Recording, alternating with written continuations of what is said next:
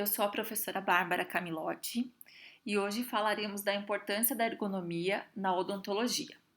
Para entender a importância da ergonomia, nós precisamos primeiramente compreender a NR17, a norma regulamentadora 17, que foi publicada pelo governo federal no ano de 1978. Ela foi revisada e atualizada em 1990 e 2007. Essa norma, ela fala sobre a ergonomia, quais são os ajustes e o que precisa ter o setor de trabalho. Ela não é específica para odontologia, ela é uma norma geral. Essa norma, ela visa estabelecer os parâmetros que permitam a adaptação das condições de trabalho às características psicofisiológicas dos trabalhadores. Essa definição ela é muito importante e ela foi muito certeira. Porque adaptação e não significa correção, porque nem sempre nós conseguimos um setor 100% perfeito. Então, nós vamos adaptar o máximo possível dentro das condições do trabalhador. Ainda, muito importante, psicofisiológicas. Então, não são somente as características físicas, mas as psicológicas também. Isso porque um atendente de telemarketing, por exemplo, ele pode ter uma sobrecarga física por ficar várias horas no computador, mas também uma sobrecarga psicológica das pessoas que ligam lá e reclamam que a internet não está funcionando ou qualquer outro problema. E nós buscamos, com a implementação da norma, proporcionar o máximo de conforto, segurança e desempenho eficiente. Então, é o máximo possível, lembrando que nem sempre é 100%. As condições de trabalho, elas incluem aspectos relacionados ao levantamento, transporte e descarga de materiais.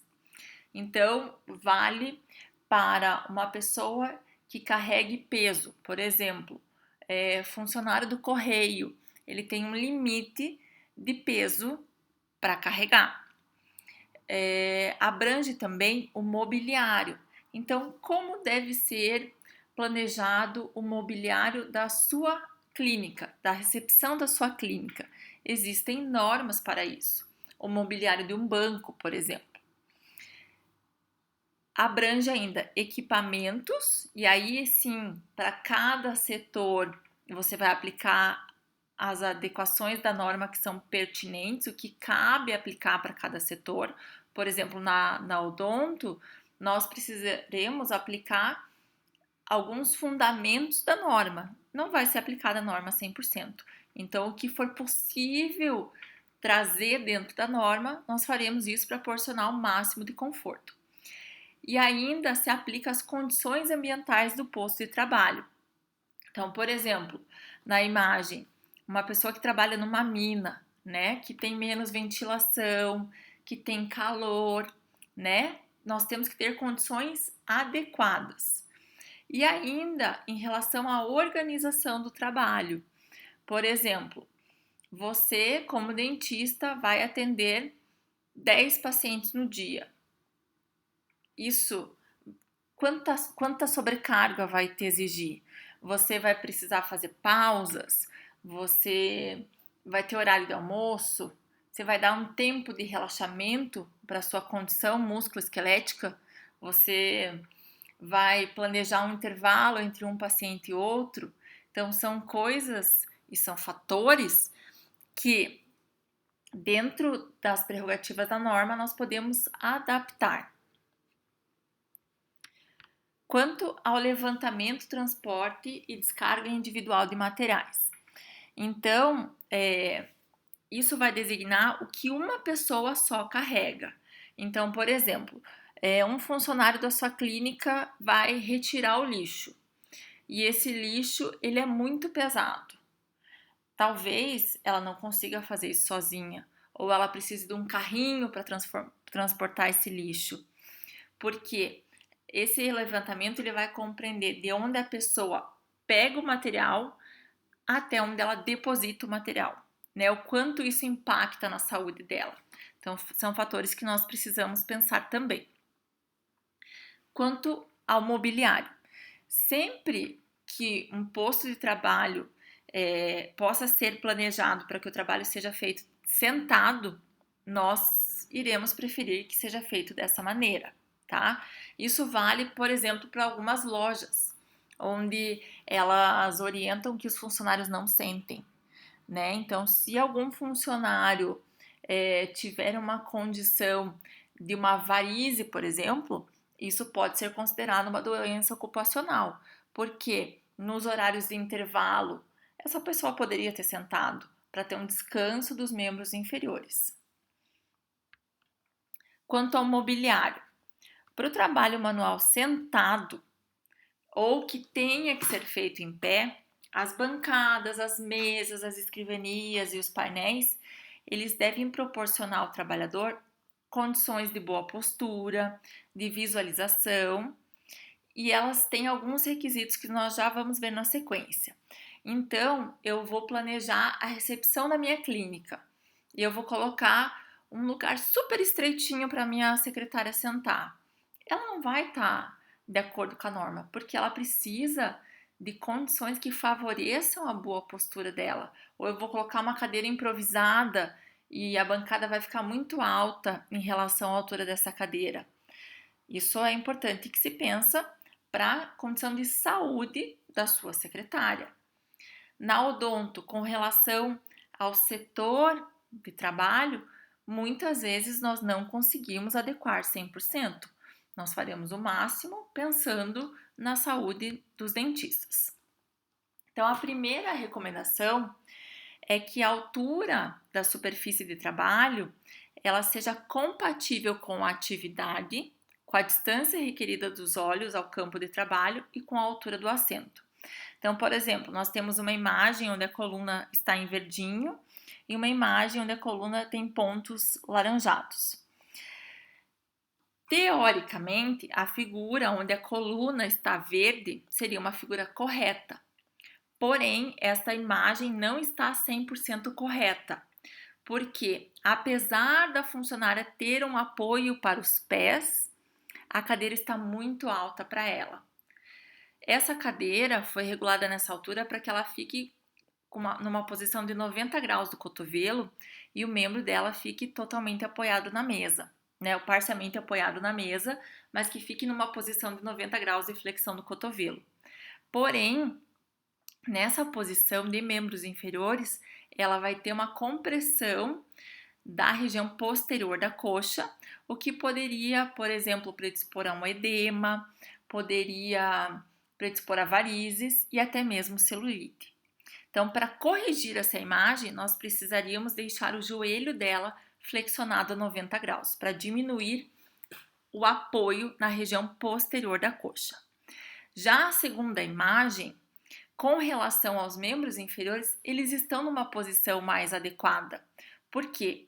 Vejam que a funcionária faz uma flexão de 90 graus do joelho. Porém, ela faz uma curvatura da sua coluna e isso pode proporcionar dores. Além disso, o monitor dela está numa altura muito baixa em relação aos seus olhos, o que faz com que ela realize uma flexão da coluna cervical que pode promover dores. Na imagem da coluna verdinha, o monitor também está muito baixo e possivelmente essa funcionária teria dores na sua região cervical. Então, o ideal é que a região do monitor fosse mais alta e nós vamos ver isto na sequência. Então, aqui nós temos uma imagem de uma mesa padrão, onde nós temos as melhores regulagens. Então, vejam que o membro inferior está numa flexão de 90 graus, né? Então, a articulação do joelho está numa flexão de 90 graus, não há tanta compressão na região posterior da coxa, porque o membro inferior está numa posição adequada. Há um apoio para os membros inferiores, né? Então, colocado abaixo dos pés, que ele não é obrigatório, de acordo com a norma. O cotovelo também está numa posição de 90 graus. Os punhos, eles podem estar apoiados tanto na cadeira quanto na mesa. E o monitor está numa posição paralela aos olhos do trabalhador, ou seja, numa posição correta. A segunda imagem, ela mostra o mesmo posicionamento para uma pessoa que estaria em pé. Então, ela ficará com extensão dos seus joelhos e o membro superior com uma flexão de 90 graus de cotovelo, a altura do monitor também ao nível dos seus olhos. Essa imagem estaria correta.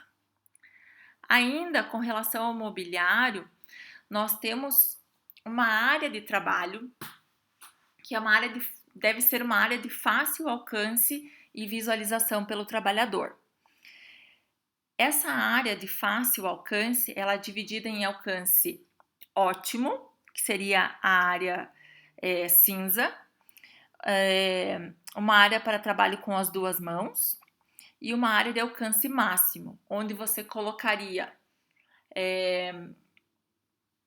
objetos que você não usa com tanta frequência. Por exemplo, o telefone, se você usa muito pouco, um receituário que você precisa pegar uma vez a cada 1 hora, por exemplo, um grampeador, objetos que você usa com menos frequência.